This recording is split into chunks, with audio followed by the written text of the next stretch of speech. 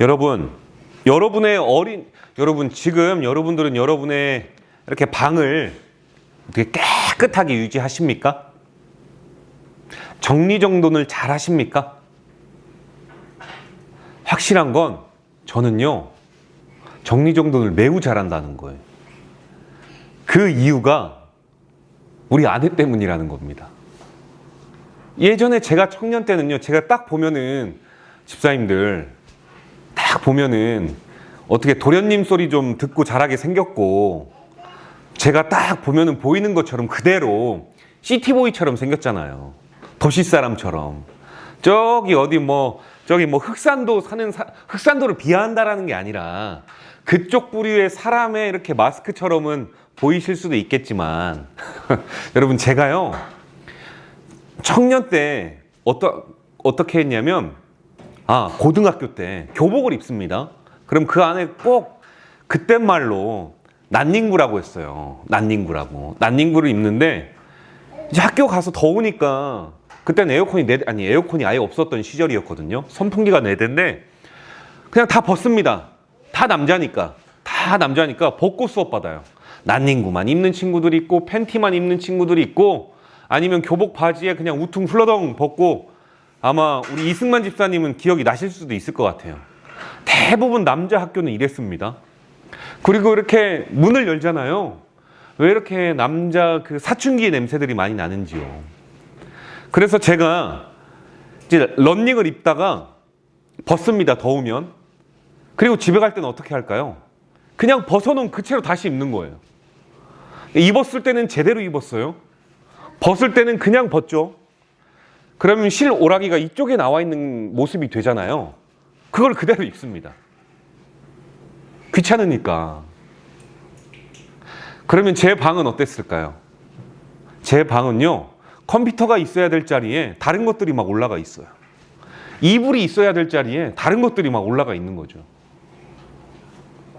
여러분들은 어떻습니까?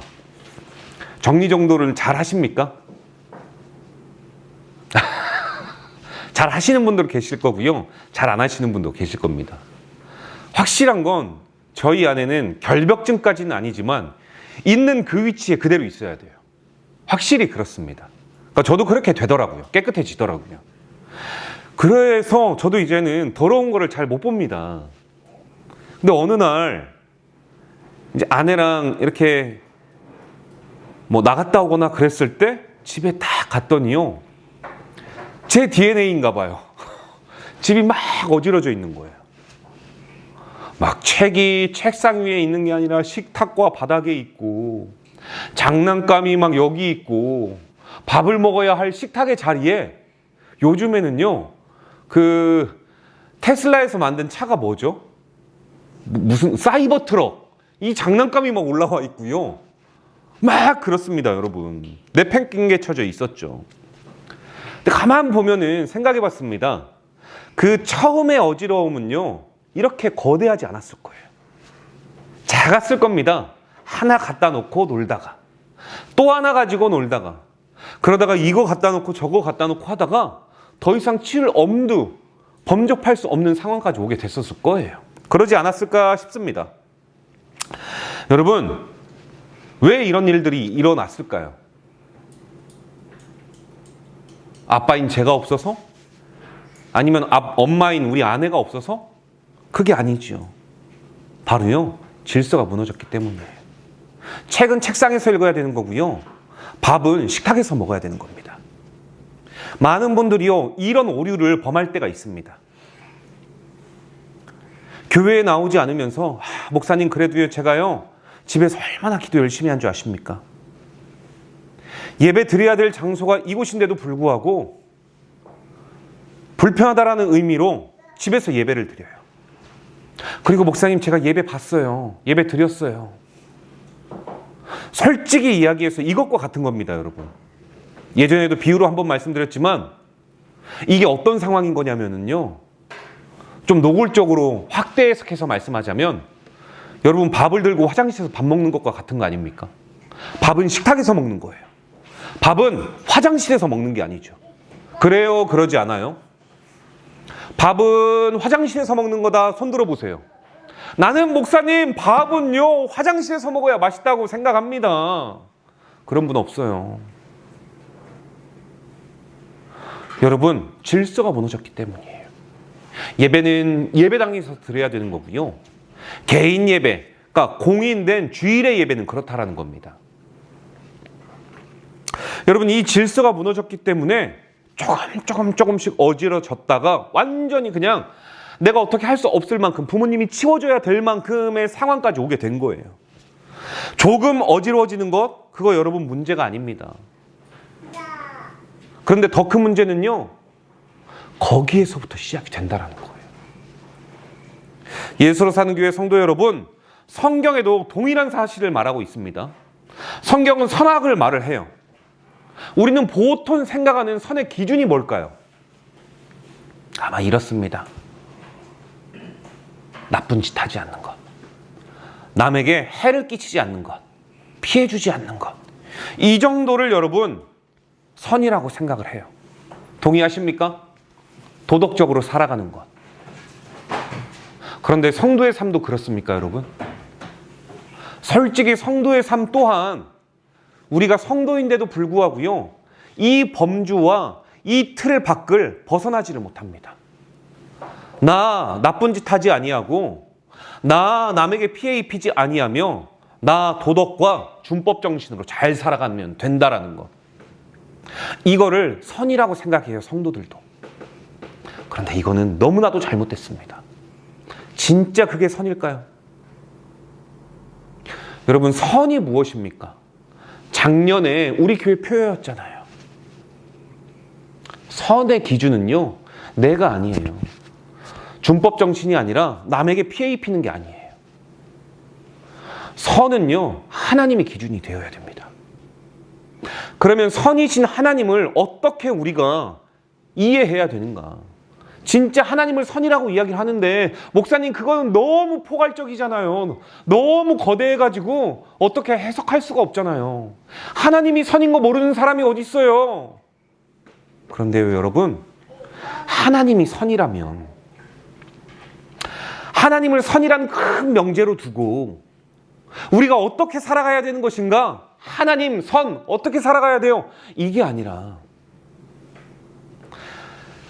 하나님이 곧 말씀이라고 이야기를 하셨다면, 그 말씀이 육신이 되어 우리 가운데 오셨다면, 그것이 요한복음에서 이야기하는 이야기이고, 요한복음 3장 16절에 그렇게 우리를 너무 사랑해서 하나님이 세상을 이처럼 사랑하사 독생자를 주셨다라고 요한복음 3장 16절에 말하고 있다면, 우리의 선의 기준은요, 하나님 곧 말씀이 되어야 될 줄로 믿습니다. 다른 곳에서 선의 기준을 찾는 게 아니에요. 그러면 명확하게 선이란 무엇일까? 여러분, 이렇습니다. 선은요, 하나님께서 세우신 질서를 선이라고 하는 겁니다. 하나님께서 세우신 질서가 선인 거예요, 여러분. 이해가 되십니까? 하나님이 좋아하고 기뻐하셨던 것, 질서 보셨죠, 여러분? 태초에 하나님이 창조를 하실 때 하나님이 보시기에 좋았더라. 히브리어 토부. 이게요, 선인 거예요. 선은요, 하나님께서 보시기에 좋아하시는 겁니다. 하나님께서 보시기에 기뻐하는 거예요. 하나님께서 보시기에 자랑할 만한 것.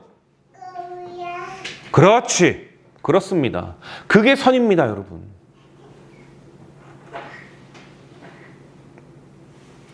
여러분, 오늘은요, 본문은요, 바로 이 장면을 보여주고 있는 거예요. 악한 사단 마귀는요, 하나님께서 세워놓으신 질서가 있는데 그 질서를 깨뜨리려고 하고 있습니다. 파괴하려고 하고 있어요. 그런데 어떻게 됩니까? 그 뜻대로 되던가요? 오늘 본문에 보면요, 사단이라고도 사용을 하고 마귀라고도 사용해요. 이거 여러분 동의어입니다. 그러니까 우리가 이 마귀라고 이야기하는 헬라어를요, 디아볼로라고 이야기를 하죠. 이거를요, 우리나라 언어로 바꿨을 때가 사탄과 마귀가 되는 거예요. 사탄이 히브리어? 갑자기 생각이 안 납니다. 그리고 우리나라의 언어로 바꿨을 때가 마귀가 되는 거예요. 디아볼로, 사탄, 마귀, 동의어인 겁니다, 여러분. 동의어를 이야기하고 있는 거예요. 여러분, 그래서요, 예수님께서는요, 사탄이 깨뜨리려는 질서의 파괴가 아닌 하나님께서 세우신 질서를 끝까지 지켜요. 중요한 것은요, 첫 번째인데요, 악한 사단 마귀는 하나님의 질서를 뒤집으려고 한다라는 거예요. 9절 한번 볼까요? 이르되 만일 내게 엎드려 경배하면 이 모든 것을 내게 주리라. 여러분, 여기에서 사탄이 요구한 시험은 단순한 시험이 아니에요. 사탄은 먼저 예수님을요, 어디로 데려갑니까? 보니까 지극히 높은 산이래요. 우리가 생각할 때 산은 그냥 산으로 끝날 수 있습니다. 그런데 성경에서 말할 때 산은요, 그냥 산이 아니에요. 하나님이 계신 곳이고 하나님의 말씀이 전해졌던 곳이며 하나님의 임재의 장소였었어요. 모세를 보십시오. 모세를요, 호렙산에서 만나게 돼요. 그렇지 않습니까? 엘리야를 보십시오. 엘리야 또한 그렇습니다. 산은요, 적어도 그러한 거룩하고 분별된 곳이었어요. 그런데요, 그러한 장소를 사탄이요, 산으로 가져요. 예수님께서 모르셨을까요? 사탄이 산을 이야기할 때 알고 계셨죠. 그러면서 이야기를 합니다. 나에게 경배하라. 여러분, 이거 무엇일까요? 단순한 시험이 아니라는 거죠. 우주의 질서를 뒤바꾸려고 하는 겁니다. 원래 질서는 그렇다면 뭘까? 원래 질서는요, 마귀가 경배를 받는 게 아니라 하나님이 경배를 받는 거예요. 이게 질서죠. 오직 전능하신 하나님만이 찬양과 경배를 받으시기에 합당하신 분임을 믿으시길 바랍니다. 여러분, 그래요. 그래서 우리의 존재의 이유는요, 하나님을 경배하는 겁니다. 하나님을 찬양하는 겁니다. 하나님께 영광을 올려드리는 거예요. 그게 우리의 본래의 목적이에요, 여러분. 그런데요, 여러분, 이 악한 사단 마귀가요, 자신에게 경배하래요. 이 말 어처구니 없죠. 어처구니 없죠. 그런데요, 진짜 의도를 파악해야 돼요. 마귀는 지금 사람으로 인하여 경배의 대상을 변경해서 하나님의 자리를 빼앗으려고 하는 거예요. 그래서 성경을 읽으면 우리가 확실히 깨닫게 되는 게 있습니다. 악의 본질은 항상 동일하다는 것. 그저 단순히 나쁜 행동이 아니라 그들의 유혹과 미혹 안에는 결국 하나님께서 세우신 질서를 깨뜨리려고 하고 있다. 이 본질이요, 똑같아요. 그런데 여러분, 이 내용과 법칙은 과거 성경 시대에만 일어났었던 일들이 아니라 오늘 우리가 살아가는 세상 가운데서도요, 동일한 거 아십니까? 동일한 내용으로 계속 흐르고 있습니다. 시대만 변했어요. 아주 동일합니다. 마귀는요, 성경은 마귀라고 표현하지만 오늘 우리의 언어로는요, 이렇게 포장이 되어 있어요. 세상. 이걸로 다 결부시키잖아요. 그리고 세상이라는 이름 뒤에 마귀가 있음을 우리는 인식하지 못하고 인지하지 못하고 살아가잖아요. 응당 그렇게 살아가는 것. 그냥 내가 잘못했으니까. 내 욕심에 이끌려. 선택은 나지만 그 욕심을 흔들게 한 건 여러분 마귀지요. 그래서 우리가 이렇게 생각합니다. 세상으로 포장되어 이렇게 말하죠. 그것도 지속적으로. 하나님 없이도 살 수 있다. 하나님 없이도 성공할 수 있다. 하나님 없이도 행복할 수 있다. 그래서 많은 사람들이 삶 속에서 하나님은 중심에서 밀려나 있고요. 뭐가 중심이 됩니까? 시간, 돈, 권력.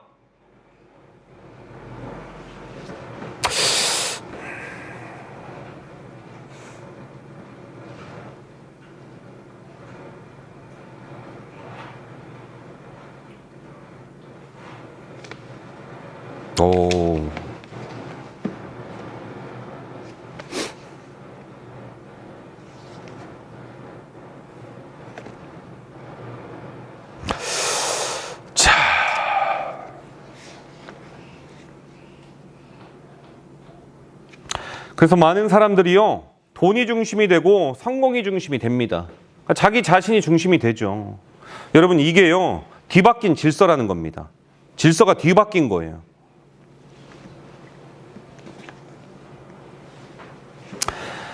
저와 여러분은 우리의 삶 속에서 정직하게 질문할 수 있기를 바랍니다. 여러분 자신에게 내 삶의 중심은 무엇인가?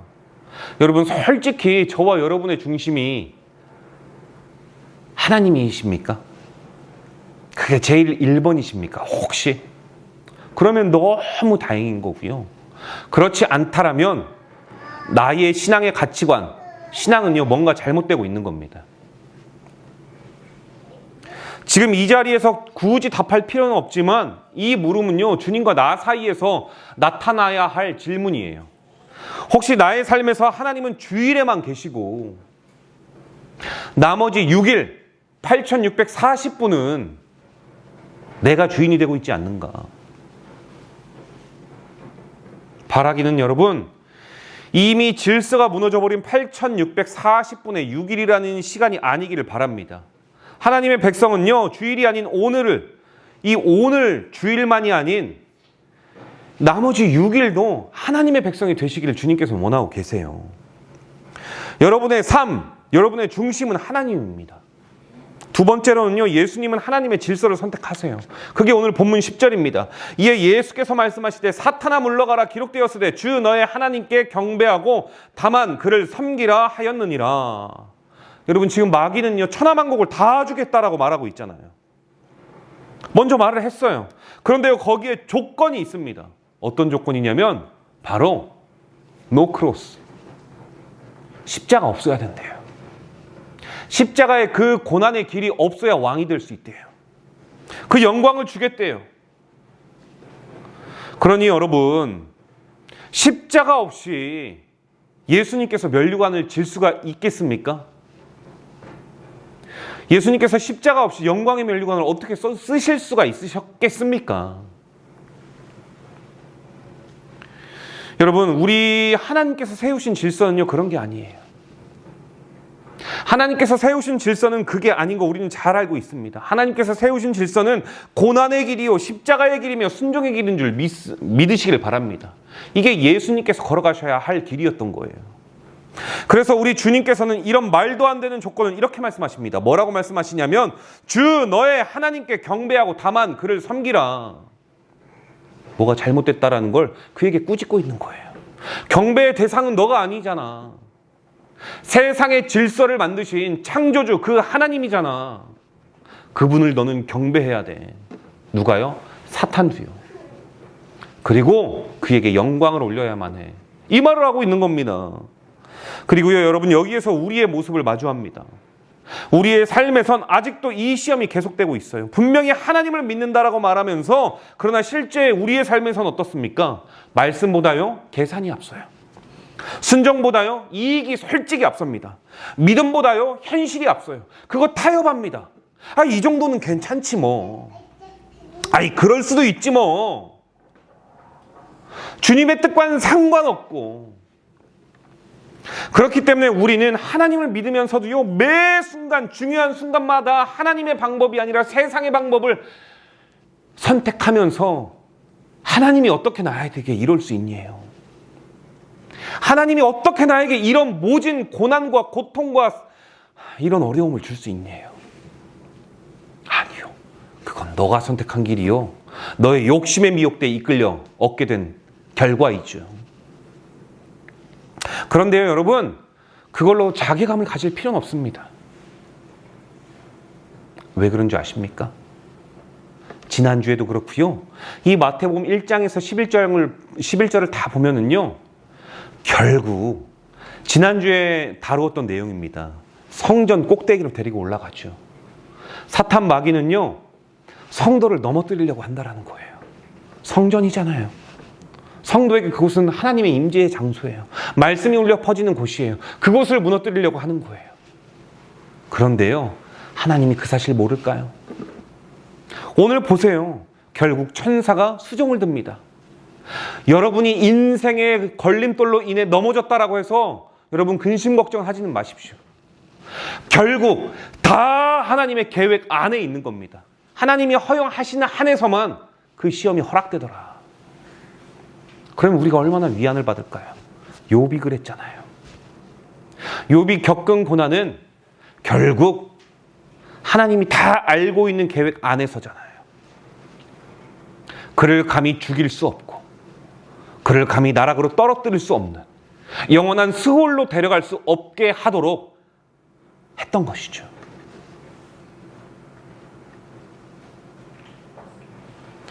그런데 여러분, 우리는요, 생각해야 됩니다. 내 삶에서 질서가 흔들리는 순간이 있다라는 것. 삶의 우선순위가 뒤바뀌는 순간이 있었다라는 것. 아니, 어쩌면 이 뒤바뀌는 이 질서의 혼란이 나에게 지금 적용이 되고 있다라는 것. 여러분, 어쩌면 우리의 삶은요, 질서가 흔들리는 삶일 수도 있어요. 혹시 저와 여러분의 삶의 질서가 흔들리려고 할 때 기억하시기를 바랍니다. 내가 내 삶의 주인으로 모시고 있는 주님께서는 결코 쉬운 길을 선택하지 않으셨다. 그러면 여러분, 흔들림의 갈림길에서 바른 길을 찾을 수가 있을 겁니다. 쉬운 길을 선택하지 않겠다, 옳은 길을 선택하겠다. 여러분, 이게 중요하지요.